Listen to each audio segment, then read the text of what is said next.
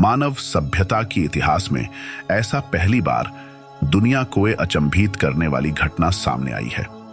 ऐसा पहले कभी ना हुआ, लेकिन आगे और बेहतर होने की उम्मीद। आज हम बताते हैं ऐसा क्या हुआ है जो दुनिया इसके पीछे पागल हुई जा रही है।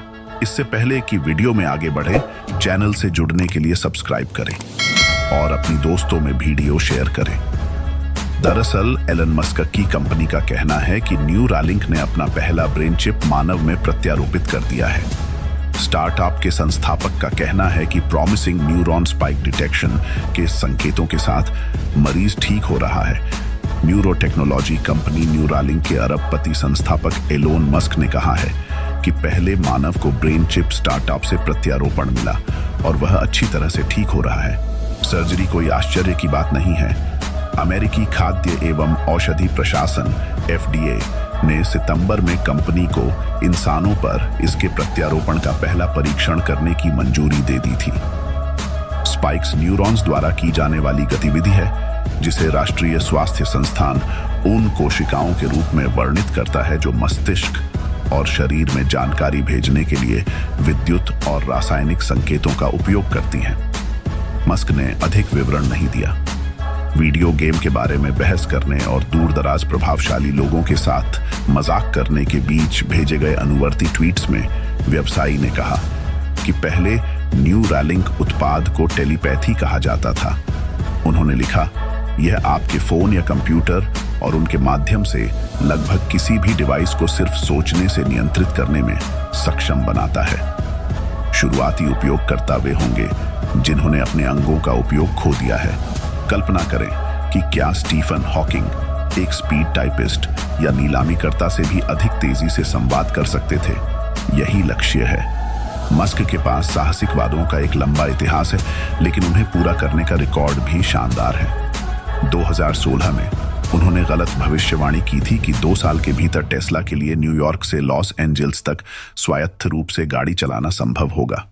उस वर्ष उन्होंने कहा था कि उनकी स्पेसएक्स रॉकेट कंपनी 2018 में मंगल ग्रह के लिए उड़ान भरेगी। अभी भी ऐसा नहीं हुआ है। 2017 में मस्क ने सुझाव दिया कि न्यूरालिंक का पहला उत्पाद लगभग 4 वर्षों में बाजार में होगा।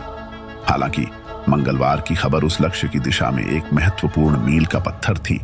किंग्स कॉलेज लंदन में सक्रिय प्रत्यारोपण योग्य चिकित्सा उपकरणों के प्रोफेसर एनी वान होस्टेनबर्ग ने कहा, मस्तिष्क कंप्यूटर इंटरफेस समुदाय के लिए हमें इस समाचार को इस संदर्भ में रखना चाहिए कि जबकि कई कंपनियां रोमांचक उत्पादों पर काम कर रही हैं, केवल कुछ अन्य कंपनियां हैं जिन्होंने अपने उपकरणों को मनुष्यों में प्रत्यारोपित किया है। इसीलिए न्यूरालिंक एक छोटे से समूह में शामिल हो गया है।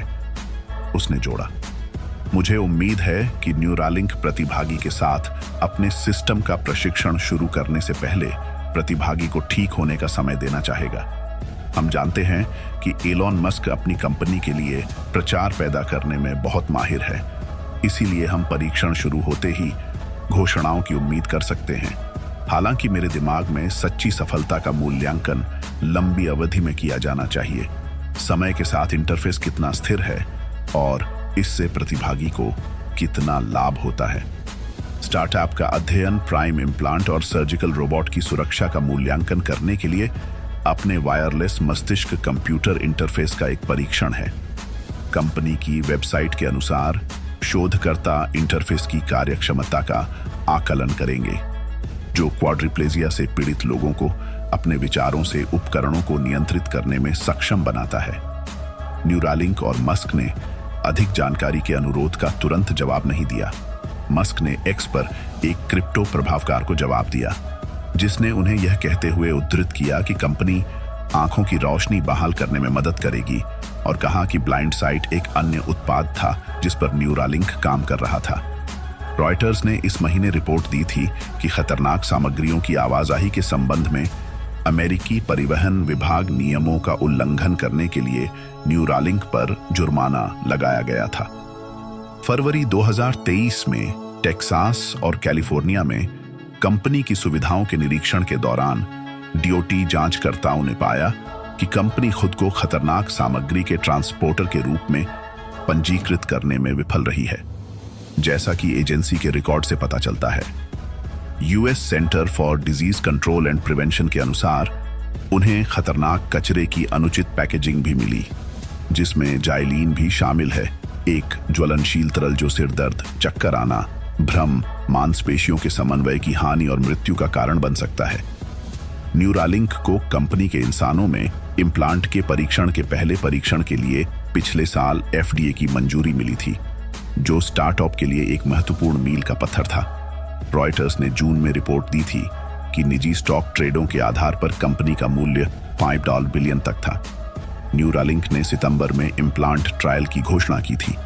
कंपनी ने कहा कि अध्ययन के दौरान कंपनी द्वारा विकसित एक रोबोट शल्य चिकित्सा द्वारा प्रत्यारोपण के अल्ट्राफाइन धागे लगाएगा, जो प्रतिभागियों के मस्तिष्क में सिग्नल संचारित करने में मदद करेगा। आपको इसी तरह का वीडियो इस चैनल पे मिलेंगे, इसलिए इस चैनल से जुड़े रहने के लिए सब्सक्राइब करें चैनल का और वीडियो को लाइक और ज्यादा से ज्यादा शेयर करें। मिलते हैं एक और मजेदार वीडियो में, तब तक के लिए गुड बाय।